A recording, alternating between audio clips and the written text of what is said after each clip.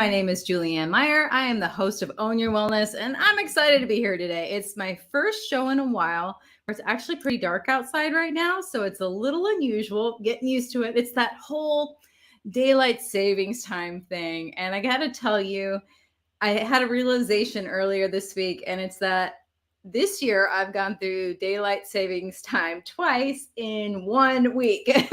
1 week I've gone through it twice. So odd. But anyway, what a better topic than learning how to wake up happy, right? Who doesn't want to wake up enjoying their life and excited for the day, as opposed to, oh goodness, I got to get up again. I have to go to work. I have to do, fill in the blank, right? It doesn't have to be like that. I know it seems like it sometimes, but it really doesn't have to be. So what I want to share with you guys today is a little bit more about, just on your normal average day. I think you might have heard my dog. Of course, he's decided he's going to go bananas right now. The joy of live TV. But anyway, what I was going to say was that I've had many different experiences, and I've lived many different lives in this one little body of mine. And I've had a lot of money. I've had zero money. I've had a ton of freedom. I've been stuck in a job I didn't like. I've had the whole gamut of things happen, including, losing loved ones and all the things that aren't really your day-to-day issues. But I've discovered that waiting to feel happy until something happens, you're going to be waiting your entire life. So there are ways that you can actually learn how to wake up happy and still honor maybe those feelings that, if you're going through some sadness or some stress and things like that. I'm not saying that you're going to be Pollyanna. What I'm saying is that you don't have to camp in those negative feelings. That doesn't have to be your full being and your reality 100% of the time. So, there's a few different parts to this. The first part is it starts the night before. So if you want to wake up happy, you got to think about what is it in your morning that maybe is that you're dreading. So for example, back when I used to work in pharmacy, I used to have to, and this never made any sense to me, but we had to wear business attire to work, which was fine, but we wear smocks. So it wasn't like anybody could see what we were wearing anyway. But the thing is I had to wear something nice. And of course I'm going to look good, because I'm not going to, look like a schlub, even if nobody can see what I'm wearing. I do have to walk in and out of the pharmacy. So I absolutely detested picking up my clothes in the morning. In fact, that was the main reason why I hated getting up. So what did I do? I started, picking out my clothes the night before, laying them out. Same thing with working out in the morning. If you're going to add that into your schedule, if you're going to add that into your personal wellness routine, then put out the clothes. Make it as easy as possible. So for me, I have clients early in the morning. But sometimes I don't write their workouts until the morning. And whenever I do that, I always have a harder morning because I'm not as wide awake. I'm kind of more dreading the idea of, figuring it out at that particular time. But I do like doing it at night. So sometimes, it takes like 5 minutes for me. I just have to plan it in. So my point is, one of the best things that you can do for yourself is to figure out what it is that you don't like about your mornings and make it as easy as possible for yourself at night. So, if it's breakfast, for example, you don't want to make breakfast. You can do overnight oats, for example, or you could do those egg bites that you make in the oven. So all you have to do is heat it up briefly. These are all things just to make your life more simple, right? So then there's another thing too, is I love to plan my day the night before or the day before, because then it's not, I'm trying to figure things out right away. I'm not trying to figure everything out first thing in the morning because first of all, your mind's going to go crazy with all the things that you have to do. And then 9 times out of 10, you're going to end up doing things that seem important, but don't actually feed your soul and get you to where you want to be ultimately. So for example, So when I worked in addiction recovery, and it was a fabulous job, but it really took a lot out of, and you can ask anybody in that industry, it takes a lot out of you because, you're literally dealing with death and destruction on a daily basis. And when I was in management, I was on call 24/7. So even when I wasn't there, I was always there. There was always a call, there was always something. I just was waiting by my phone, the whole thing. So there were certain things that I would used to do early in the morning so that I would have time for myself and center myself. So one of the things was I never found time for myself to have fun at night because I was going to school, I was working a side business and working like 80 hours a week. So, think about how much free time you have. Probably about none. But I started getting up 10 minutes early. It's only 10 minutes, right? And I would color because I'm an artist and that makes me happy. So just those 10 minutes of coloring in the morning made the biggest difference. I didn't feel stuck. I didn't feel like I was, going without anything. It was amazing. So my recommendation is if you want to wake up happy, give yourself something to look forward to. Don't let it all be about, what's going to be happening, what you have to get done the next day. It should be, give yourself something right away, an instant win. It could be even, a cup of tea or coffee, but make it a ritual. Don't just, slap it together. Make it a ritual, something that you truly enjoy and you focus on for however long that's going to be, 10, 15 minutes. That way you feel like you have you time, right? So that's super important. You need to make sure that you're feeding your soul. Now, we're going to be talking a little bit later about this book, The Morning Miracle by Hal Elrod, but I just finished reading it. And it's funny because I've been doing all this stuff forever on my own, but it was really nice to hear like some science behind a few different things. And, I was just thinking about how one of the things that they recommend in the book is to do like your affirmations at night. And I love the idea of, and this made a huge difference for me. This one I did not do. This is what I learned from the book, was to say that I'm going to wake up happy and joyful in the morning and excited to live my life. And it's like, if you put that into your brain, then 9 times out of 10, that's really how you're going to wake up. I literally, since I've done that, I've never had a morning where I didn't wake up and be like, oh, okay, I could do this. It's like you put it in your subconscious right before bed. So your mind is mulling it over all night long. And then all of a sudden, blammo, in the morning, you are good to go because you've already set it up like that. Now, another thing too that I love to do that makes a huge difference to waking up happy is that I always thank God, or it could be the universe or a power greater than yourself. I'm not trying to impose any beliefs on anybody, but I just thank God for my day, that I'm alive, that, it was a good day. Even if things didn't necessarily go according to my plan, because how often does that really happen? So speaking of that, I want to take a minute to talk about all these negative things we get so worked up about. And I want to tell you a story because I was really blessed as a young child. And oh gosh, I had to have been in the single digits, or maybe 10, because my mom died when I was 13. So maybe I don't know. See, time back then is a little warped for me. So it could have been 10 or 11 years old, probably 10 or 11. And my parents have been divorced since I was like 1. So I don't ever remember them being together. But anyway, so my dad and my stepmom went to go buy this house. It was in another town nearby where we lived, where I grew up, where my mom lived. And it was perfect for them. I'm talking dream house, and it was in their budget, and it was meant to be, right? Well, for whatever reason, they never got the house. And I remember, it should have happened. There was really no reason why it, shouldn't have come and worked out the way that we wanted it to, but it just didn't. It didn't happen. And I was so devastated. Here I am. I'm like 10, crying my eyes out, devastated that we don't get this beautiful house. It was brick and it had plenty of room for horses. And, of course I had my own room. I always had my own room, but it was perfect. And I was so devastated by this. Well, then my mom died, and not that long after. And I remember the first thing I thought to myself was, thank God they never got that house. Because not only would I have lost my mother, and like my day-to-day life, I would have had to have switched schools. So not only that, I would have lost all my friends and everything else.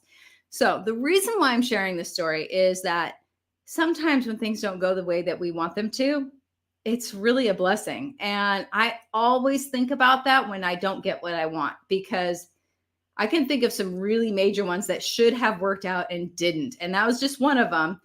But another one, I was like set up for this job and it was meant for me. And it turned out to be the biggest blessing in disguise. Oh my goodness. It would not have worked out well. Not because of me, but because of the job. Such a blessing. And I was beyond devastated. I felt betrayed and the whole thing. And my point is that I spent all that time upset over something that was actually setting me up for something way bigger, way better, and more in alignment with who I needed to become. So, whenever we're going through things, and I'm including me, and I want you guys to think about this, is it might not look good. It might look really bad, and it might be really inconvenient, because that job, me not getting that job, meant I had no place to live. It meant like I had no income. It meant basically it was like everything that you would consider necessary to live was taken away from me for no good reason. So it wasn't just a job. It was, where I was going to live, everything. So my point is that even when these really negative things happen, I always like to remember, okay, that means something better is coming. And it's never once let me down, but you really have to be able to look back and think about that. So I always think about that when things are going not my way. So there's a couple other things that you can do as well to wake up in a happy, joy kind of mood. One is, of course, watch what you're eating. If you're eating crap food, that means you're giving your engine crap nutrients, or gasoline, depending on how you want to put the metaphor. My point is that how can you expect to feel good if you're not giving yourself something that will help you to feel good? If your body is trying to digest things that aren't real food, if your body is trying to make sense of all this crap that you're putting into it, that's where all your attention is, your body's going to. It's not like you can make all these, good hormones available for you. So that's something else you can do to, wake up happy, is to treat yourself with respect. Now, that being said, I'm not telling you that you need to give up all of the goodies. I'm just saying that you should feed yourself well if you want to wake up happy, because it has a huge part of it. That's going to be a huge deal for you. Let's see, something else. Drink plenty of water, people. Yeah, drink plenty of water. A lot of this, I know it sounds silly, but if you want to wake up happy, you got to drink water, because think about everything that fuels your body, right? If you're not fueling your body with the things that you need, then it will not be working optimally. It's as simple as that.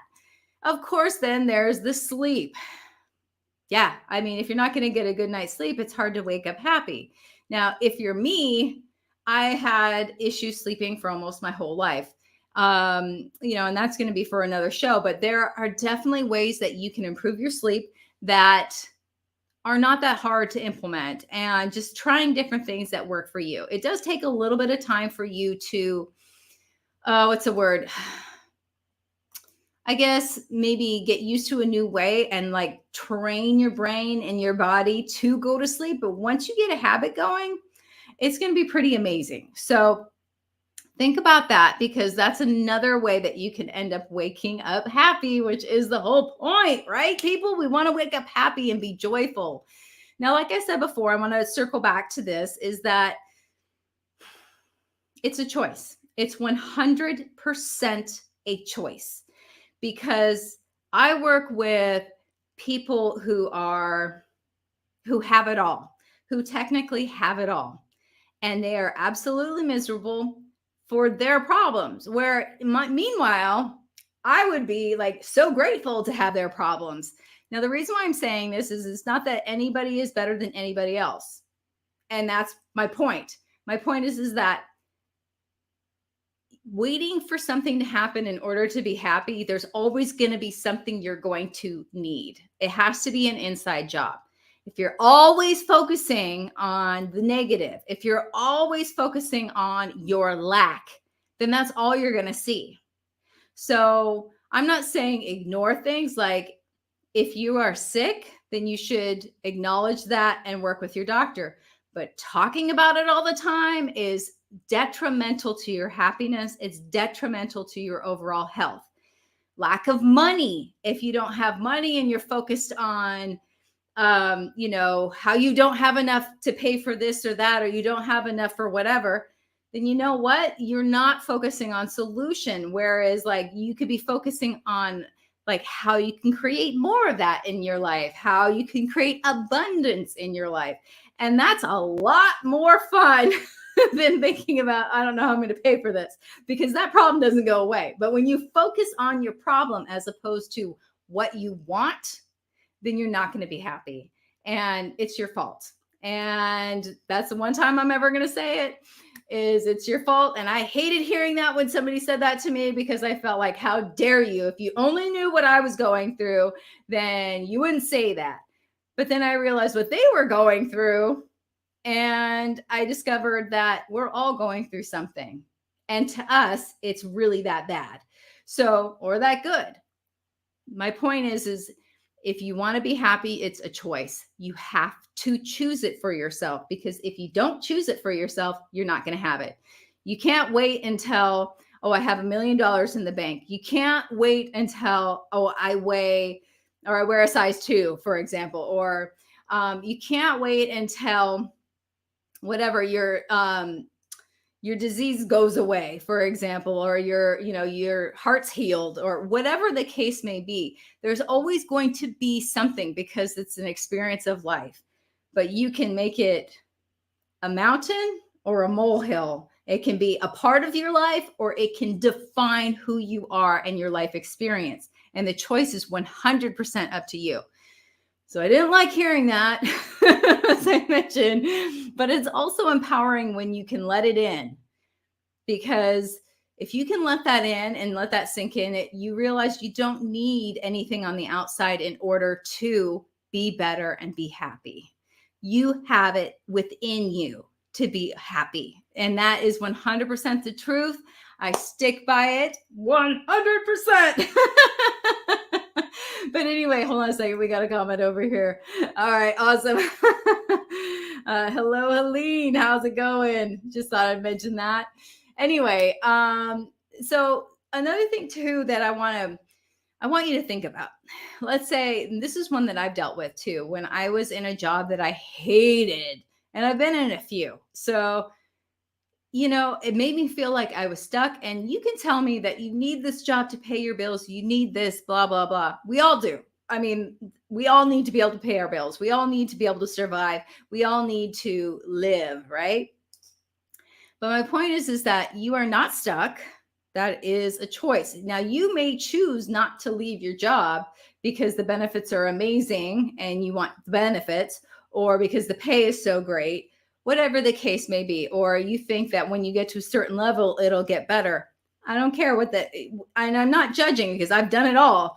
I'm just saying that, what helped me through those times, and this really made a difference, was I would apply to other places, or I would, maybe write up my own resume again, or, just do things that put it out there so you don't feel like you're stuck. You don't necessarily even have to make a move, but if you feel freedom and you don't feel like you have to stay in a situation that you don't want to be in, it makes it a lot easier to stay there if you decide to.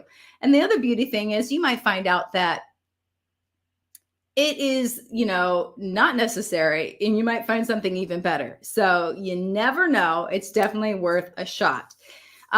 Let's see what else. There's just so many little things that you can do for your happiness. But like I said, 99.9% of it is a choice. You get to choose it. Yay. Now, do I choose it all the time? Nope. I mean, let's be real. I'm a human too, right? We all sometimes want to sit in our own crap and like camp out there. But at least I know when I am, and I'm like, you know what? I don't feel like feeling better right now. I feel like sitting in this, and I will. But I also get myself out of it. And when you know that you can do that, it makes it not last as long. Now, obviously, I am referring to this, waking up happy. There are certain issues that need to be addressed by a doctor. Depression is real, anxiety is real. And if you can't help yourself and you need to get help, then please do. I'm not saying that, saying an affirmation at night and, like waking up 10 minutes early to color is going to be an answer for your depression. That's not what I'm saying. What I'm saying is that these are all things you can do to help yourself, but open your eyes for everything. Don't be stuck thinking it has to look a certain way. Try everything and it doesn't have to be that major of a life upset. It could be one little thing that you change that's going to make a huge difference. Like for me, like I said, I needed some happiness. So I chose to create that for myself. Now, another thing too is I've talked about this before on other episodes, but make sure you plan your fun. Make sure you put it on the calendar. We all think that, if we're going to do something entertaining or fun or even a trip that, if we want to do it, it's going to happen. It doesn't work like that. If you don't plan it out and put it on your schedule, your to-do list or your bucket list, I should say, just remains a list. You don't actually do any of the stuff, right? So if you actually put it on your calendar and, make time for it, then guess what? It actually happens. And that's so fulfilling. It makes a huge difference, right? All right. So it is about that time for us to go to a commercial break. Let's see. We'll be right back.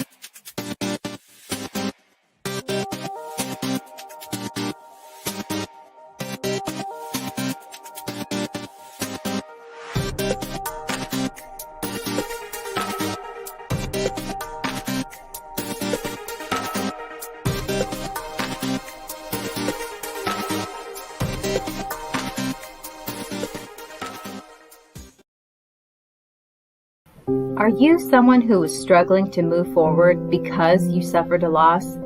Maybe you're even finding it difficult to complete the most basic tasks. Are you looking for a way to start enjoying life again without feeling guilty or the resistance to do so? Spiritual life coach Sarah Stockham saw a need for people who haven't learned how to grieve without putting their entire lives on pause. And so she created a program that solves this issue called Choosing Life Right Now. This program is simple and you can do it on your own. If you are ready to learn how to feel your grief while still being able to smile, to honor the sacredness of what took place as a loss, and yet still continue to live with joy, and if you'd like to take care of your whole being with grace and love, then I'd like to invite you to experience her new program called Choosing Life Right Now. Sarah is currently offering her program for the promotional price of $77, but it won't stay at this price for long. To learn more, check out her website. The address is on the screen.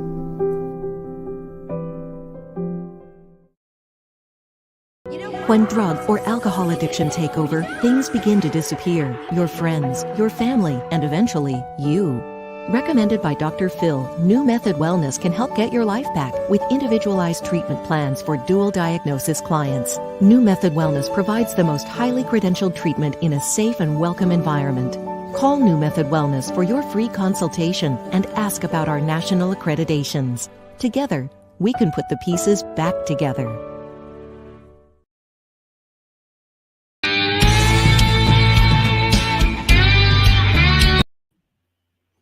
Welcome back, everyone. Sorry about that little kerfuffle. Anyway, press the wrong button. These things happen from time to time. But so I didn't even remember to tell you guys we have a special, an Own Your Wellness special coming up this Sunday at 12 p.m. Pacific.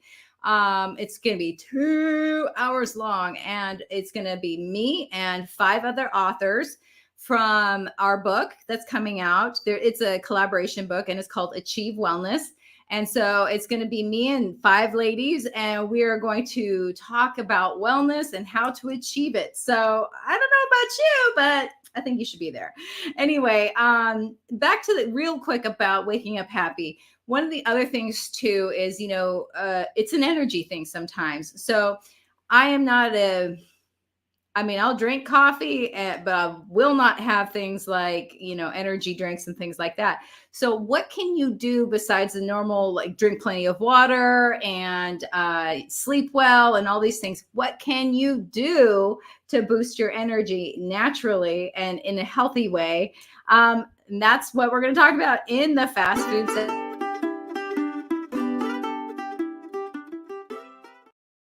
Okay. I cut myself off. I guess I'm a little eager. This is what happens when you have too much energy. All right. So this is an amazing recipe. Take honey. Sorry, bee pollen, not honey, bee pollen. So here's some. You can pick whatever brand you want, but bee pollen. Anyway, what you want to do is you want to take a half of a tablespoon, fill that up, put it on a big soup spoon, and then you want to take some coconut oil right here and drizzle that. So 1/4 of a teaspoon of coconut oil on top of your bee pollen. There you go. Those 2 things. You drizzle that on top and you chew it up in your mouth, and that will give you that extra boost of energy. I highly recommend it. I've gone up to a tablespoon of the bee pollen. However, do not start that high. Start at most a half a tablespoon. And it also is an appetite suppressant. So, although I've never noticed that, but technically it is. So maybe if that's what you need, then that might help with that too. But anyway, if you need that little extra boost of energy, please do try that. Another one that we can teach you guys how to do is spirulina shots.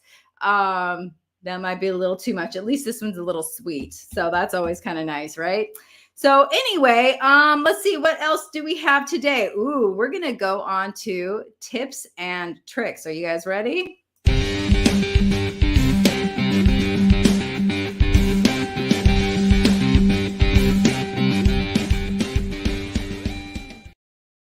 Okay, it's been a minute since I've seen that. All right. So I don't know about you, but I love me some popcorn, and I like microwave popcorn. However, have you ever found a really genuinely healthy microwave popcorn? There's always added everything. And I'm not saying that there definitely are some healthier choices than, like the movie popcorn and things like that. But if you're like me and you want something extra, extra healthy, then I highly recommend you get yourself one of these jobbies right here. It pops your popcorn in the microwave. Oops, here we go. See a little burnt down there. But you do that and there's no oil. It just pops in like 2 minutes and you're good to go. And then if you want, that's when you can add your very own coconut oil on top. And I add a little bit of Himalayan sea salt or pink salt on top of that, just to give a little extra oomph. But that being said, I don't always do that because I get this really delicious popcorn that is good quality. It's a little expensive, but it's not like I eat it all the time. It is made by Red Mills and it is gluten-free. So it's just the kernels. You can't get it everywhere, but if you're in California, Gelson's has it. So yeah, that's what I do. I highly recommend it. It's it'll fill you up. And if you get gluten-free, you don't have to worry about stomach issues like that. If you do suffer from sort of gluten intolerance or even, if it's more serious for you. All right. So guess what time it is? We haven't done this in a while. It's been like a week, no, a couple weeks because I was gone, right? We're going to ask Julianne a few questions from the audience.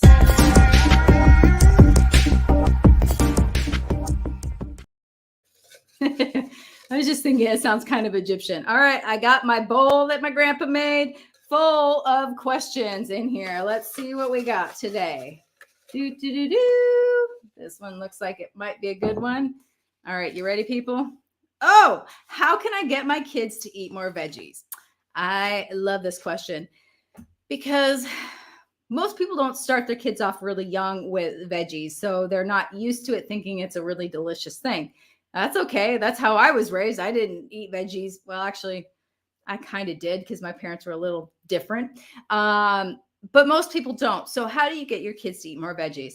Well, there are so many different, you hide it, you hide it. Okay, so smoothies are a great way to get your kids to eat more vegetables without them knowing that they're eating them. You can throw some spinach in there.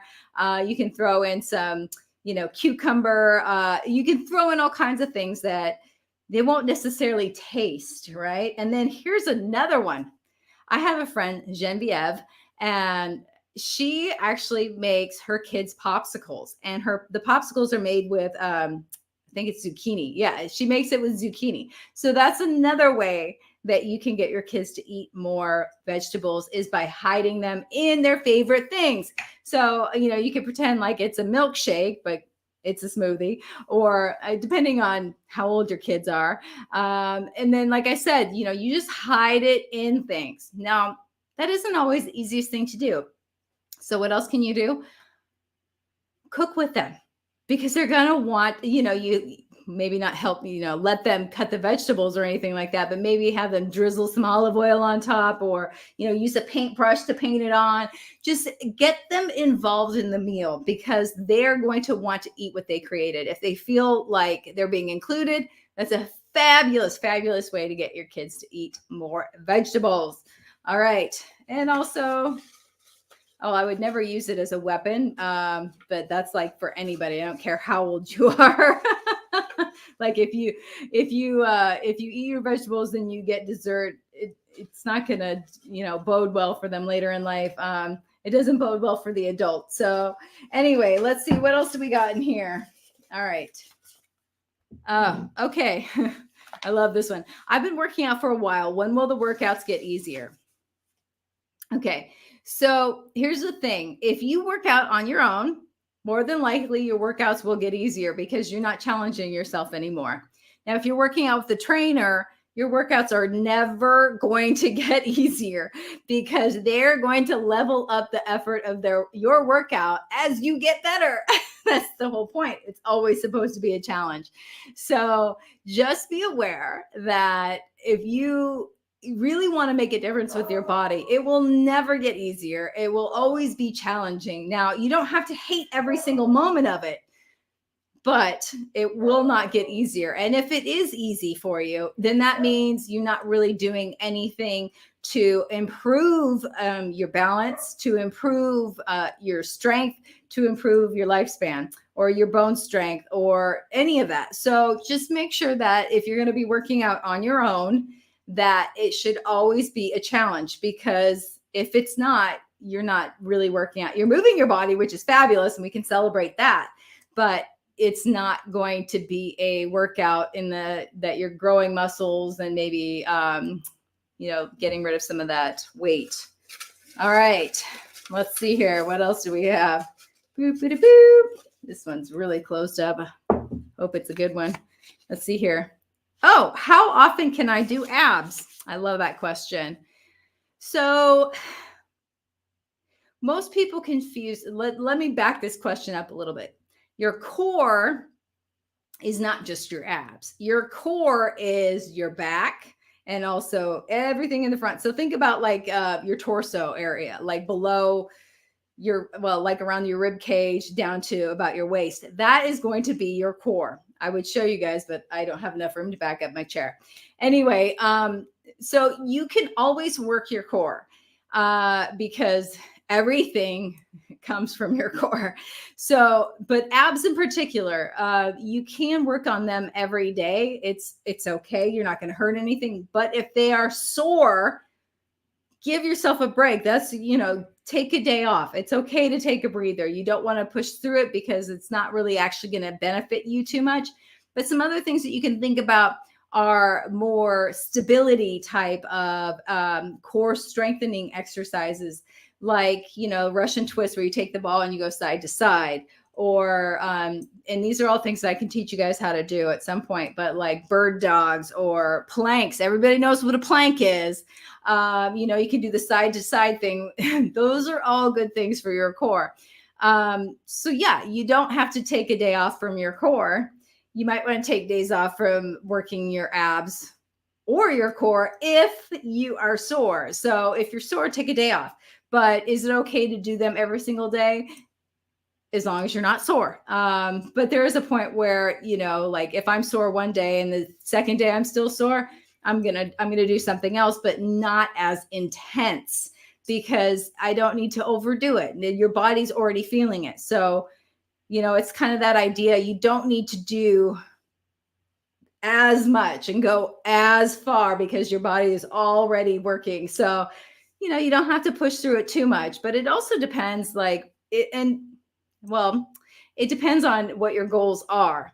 So what I'm like answering the question to is your average person, not athlete, not somebody who is training in particular for some sort of event. I'm just talking about, your average mom, your average dad, your average college student, just your average person wanting to be healthy. All right.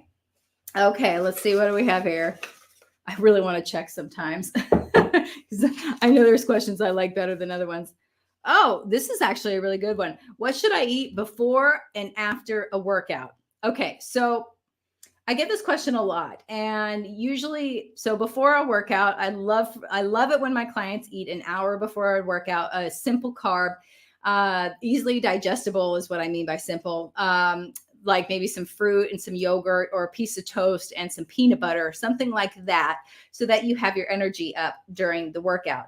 Now, if you're working out first thing in the morning, that might not always be the easiest thing to do because you're working out first thing in the morning. So, and a lot of people complain like that it's okay for them to do cardio, but they don't quite have enough energy for weight training. So keep that in mind. But then also, after a workout, it's going to be more like a snack. I want you to have a protein and also an easily digestible carb. So don't go crazy on your snack. It should be something, small. And when I say snack, I mean snack, maybe 250 calories, something like that. Just something tiny, something easy to digest, because you just worked out. And a lot of people think that, oh, I worked out, I've earned this donut, I've earned this margarita. No, it doesn't work like that. You can't outwork a bad diet. So the thing is like, if you just burned off 250 calories and then you ingest 500, then, you're not going to reach your goals unless you're trying to gain weight, and then that's fine. So just remember, eat an hour before and eat within an hour after. That way, because the thing with eating an hour before you work out is then you get the energy from it, but you don't feel sluggish and weighted down from trying to digest the food. So that's a good question. All right, on to the next. Let's see what we got here. All right, here's one. Okay. What are the best exercise for getting rid of muffin tops? Right. And another one I get is like, little bulges in the thighs or, like the arms, things like that. Well, here's the thing. There's no such thing as fat reduction. And if you have fat somewhere, it's going to be elsewhere. Maybe it's not as obvious, but it's all over your body. So you need to, number one, diet, and then also working out. So cardio is going to be great for, losing fat. But the thing is what most people are really looking for is muscle definition.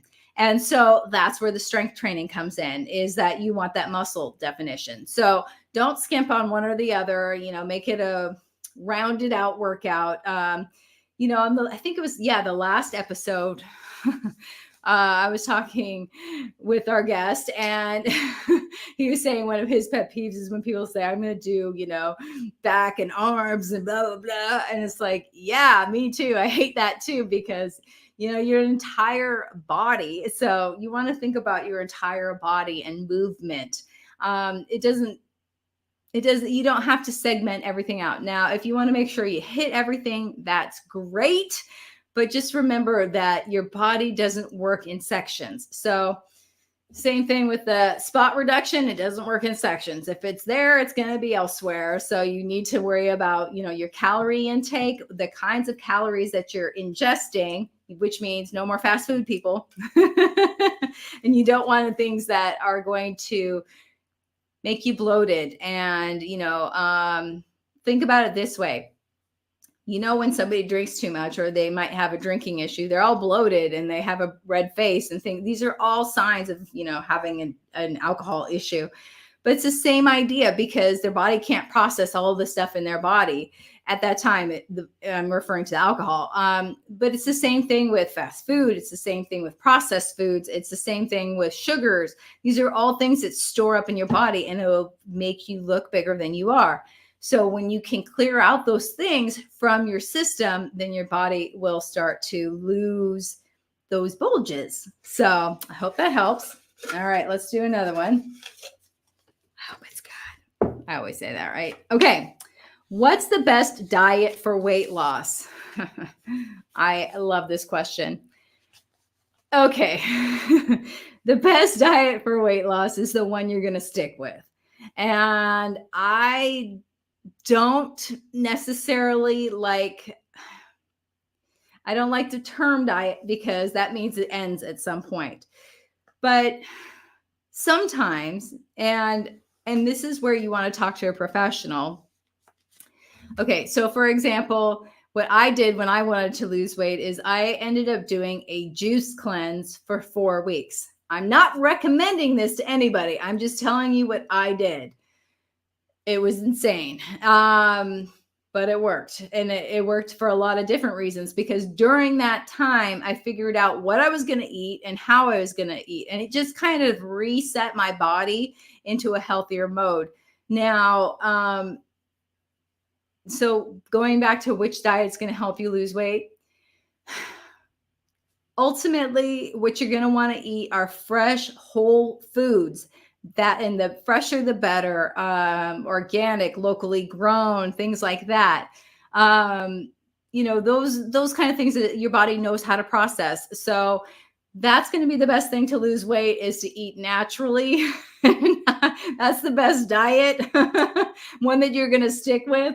Now, if you're trying to lose weight, then you're probably going to need to watch your calories. You're probably going from, say, because I know some people that I've worked with, they went from 3,800 calories a day. They were so shocked when they realized how much they were eating, to down, and they were trying to do 1,200. That is a huge jump. So if you really want to stick with something, try and pick something you're going to stay with for the long haul. Now, that doesn't mean that you can't adjust. Like for me, how many times have I said, I'm not a vegetarian. I eat what I want. I don't eat meat. I don't. But if I were wanting to have a hamburger, then I'm going to go get one. You know what I mean? That's why I don't say that I'm a vegetarian. I just don't eat meat. At least not today. There's a few times I've been tempted. I think my iron was low, which is weird. But I know. But for me, it's weird. Anyway, so yeah, if you want to lose weight, you've got to pick something and stick with it. And I'm talking about for a while, not just 15, 30 days. You've got to stick with it for a while. Now, the things I don't recommend are things that remember Atkins? Oh my God, that diet just made me want to cringe. If you're literally putting yourself into ketosis, which is something people try and avoid, it means you're sick. You have no business doing that. Your ultimate goal is, if your goal is to just lose weight, then it probably wouldn't matter which diet you choose. But if your goal is to lose weight and be healthy, please tell me that's what you want. Please tell me that's what you want, is to be healthy. Then choose something that is going to be of quality. Quality foods, well-rounded. Think rainbow. Think, low fat. There's nothing wrong with carbs, and most people eat a little bit too much protein, but that's for another story, another time. Okay, we're gonna go. Another question, people. Who's ready? Who's ready? I'm hoping there's one in here I really want to answer. Hope this is nope, but that's okay. Why can't I just do cardio? I love this question. I get this from women all the time. Okay. So there's nothing wrong with cardio, and I love it. I love it. It's like what it does for us. Movement is fabulous. We are not meant to be sedentary. We are meant to be moving more than we are, as a group, as a whole. But why is cardio not enough? Well, here's the thing. Our bodies adapt to the loads quickly. So if you're not ever adding anything to yourself, your body is not going to be challenged. Okay. That's what I mean by load. Unless you add more weight, which I mean you gain weight, then that's the only time that you're going to be adding to your load. And the other problem too, is that it's the same sort of movement. So you're not really working certain muscles. It's not as good for you as strength training in some. I mean, I'm not saying it's not as good as. I came out wrong. What I'm saying is you want to incorporate both. You want movement and you want strength training. Now, strength training doesn't mean you have to hit the gym and pump weights, like hit the ground with the weights because you're like, roar. No, you could use body weight. You could do whatever. Same thing with cardio. That doesn't mean you have to go on the elliptical. That doesn't mean that you have to, run 10 miles. You could walk your dog at a decent pace if you're lucky, if they don't stop and sniff every 2 seconds. But you understand what I'm saying? Like if you want to go play pickleball, that's mine. Go do that. I mean, there's different ways to get that movement in. But also the thing about strength training is that it targets muscles that you would not normally target while you are doing cardio. So the stronger your muscles are, the better your bones are. And also it adds to longevity because that's a long story and we're almost out of time. So I'm not going to get into that one. But anyway, it looks like I didn't get to answer the question that I really wanted to answer. So hopefully maybe next time we'll be able to answer that one. Because right now, before the end of the show, we're almost to the end already. I was afraid that it was not going to be that I would run out of things to share with you guys, but it turns out I can talk a lot. So anyway, now it is time for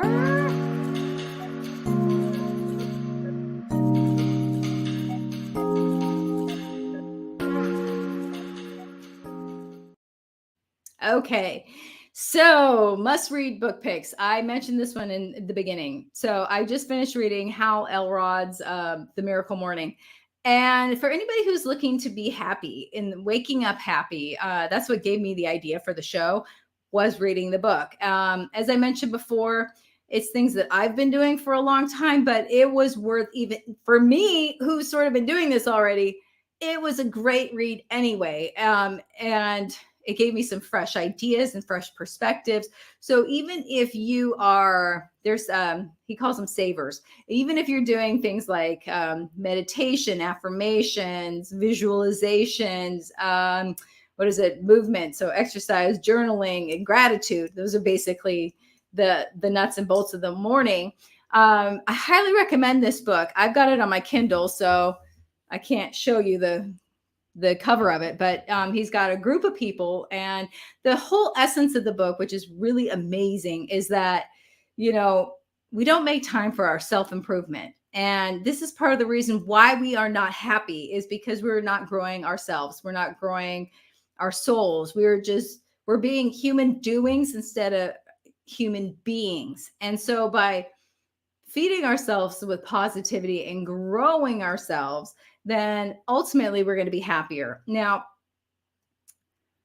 something else I want to mention too is, come to think of it, when I lived in Italy, It was really stressful. I know. It seems like you should be grateful you lived in Italy. That's so amazing. And I'm not going to lie, it was amazing.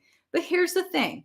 Whenever you live anywhere, it's where you live, right? So even if you live in Hawaii, it's not Hawaii anymore to people because it's not a vacation for you. It is where you live. So for me, moving to Italy, while it's beautiful, it's a totally different experience living there than vacationing there. So I'm living in a foreign land. At the time I didn't speak the language. I almost said the English. Apparently I don't speak that either. But so I'm learning the language while I'm there, and I'm studying art, and I'm working as well. And I have this full life, but it was really hard, and it was super stressful. But it was also the only time in my life until recently where I could fall asleep at night, and not without any problem. I mean, without any problems, I could fall asleep at night. And I moved back to New York, and I missed it. I still miss living in Italy. But the thing that I finally realized that I missed, and this is a gem, people, and I want you to hear this. This is an absolute gem piece of information. And this is true for just about everyone, is that the reason why I loved living there was because I was slightly out of my comfort zone almost all of the time. So I was constantly growing. It was the happiest I've ever been, even though it didn't necessarily feel like that. And I had been chasing that for like 10 years after I moved back to the United States before I realized that's what it was. It's so easy for us to fall back into our habits. Like, I need to relax. I'm going to watch TV. I need to relax. I'm going to have some wine. Those are just easy habits that aren't challenging. But there was no, falling back. First of all, TV was not in English. There's certain things that you just take for granted. But I couldn't fall back into my normal habits. So that's why I highly recommend the book, because it'll get you out of your comfort zone. It'll teach you how to be different in your life. All right. So the other one I want to mention is this one, The Daily Stoic. This is really quick. It's just, you pick whatever numbered day it is and you read a quick quote. And then Ryan Holiday shares his thoughts about what the Stoic said. It's amazing. I highly recommend it. It's a good way to start your morning. It's a good way to start with positivity and something to think about that is positive. You could even end your day on something like that so that your brain is thinking about something worthwhile instead of the news or, what your list is for tomorrow, that sort of thing. All right, people. Well, that is all the time that we have for today. It went by quick. Woo, woo. We're going to see you again on Thursday. I had a guest, but they just bounced, unfortunately. So it's going to be me and you. We're going to be talking about, I'm not sure yet. We'll figure it out. We'll figure it out before then. I promise. I just found out that he canceled. So we're going to have to reschedule him for another time. But as I mentioned, please remember this Sunday from noon to 2, we're going to have me and 5 other authors. We're going to be discussing how to achieve wellness. It's going to be really fun. These are some amazing people. All right. So until Thursday, everyone, enjoy the rest of your week. We will see you again soon.